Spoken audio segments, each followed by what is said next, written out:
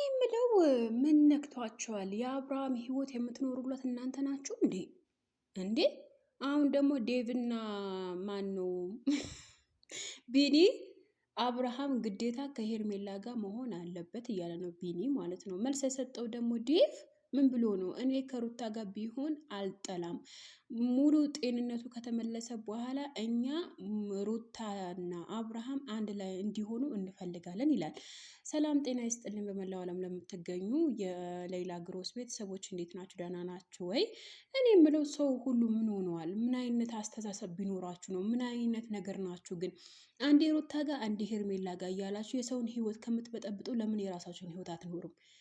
እኔ ወላሂ በጣም እየገረመኝ ያለው ነገር ማለት በሰው ህይወት ግዴታ ገብታችሁ ማበጥበጥ ካልሆነ የኔ ቪዲዮ አይሰራም ተብላችኋል እንዴ? ይሰራል እኮ ቪዲዮ፣ ማንም ነገር እኮ ይሰራል። የሰው ህይወት ገብተን ካልበጠበጥን ወይም ደግሞ ግዴታ እኮ አይደለም። አብርሃም ሲጀምር የመረጠውን ህይወት መኖር መብቱ ነው። ከሩታ ጋር ኖረ፣ ከሄርሜላ ጋር ኖረ። እናንተ ምን እንዴ? ምን ነክታችሁ ነው? እኔ እኮ ያልገባኝ ነገር አሁን እንጃ ምን ማለት እንዳለብኝ ራሱ ጠፋኝ ማለት ነው እንዴ። ከሄርሜላ ጋር ሄርሜላም የእሱ ደህንነት ነው የምትፈልገው አይደለ? ስለዚህ ሩታም የእሱ ደህንነት ነው የምትፈልገው። ስለዚህ አብርሃም ነው እንጂ የራሱን ህይወት መምረጥ ያለበት እናንተ አይደለም። ወይም ሩታ ጋር ሄድ ካላችሁት ሩታ ጋር ሄዶ የሚኖረው ወይም ሄርሜላ ጋር ሄድ ከሄርሜላ ጋር ኑር እያላችሁ እናንተ የምትቀርሩ ወይም ደግሞ ሀሳብ አስተያየታችሁን የምትሰጡበት ህይወት አይደለም።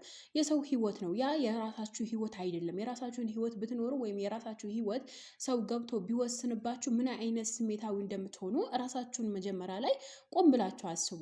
አሁን እኔ ዴቭ ባንተ አልጠብቅም ማለት ነው። መጀመሪያ ከሄርሜላ ጋር ነበር፣ አሁን ደግሞ ተገልብጠ አብርሃም ጤናው ከተመለሰ አሁንም ዝብርቅርቅ ያለ ህይወት ነው ያለው እና ደግሞ ከሩታ ጋር ቢኖር በጣም ደስ ይለናል።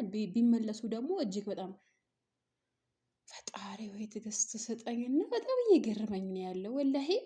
እና የሰው ህይወት የሰው ትዳር እንደዚህ ለማበላሻት በቃ እኔ እንጃ አላቅም። እኔ ዴቭ በጣም የማከብረ በጣም የምወድህ ነህ፣ ነገር ግን በእንደዚህ አስተሳሰብ አይደለም።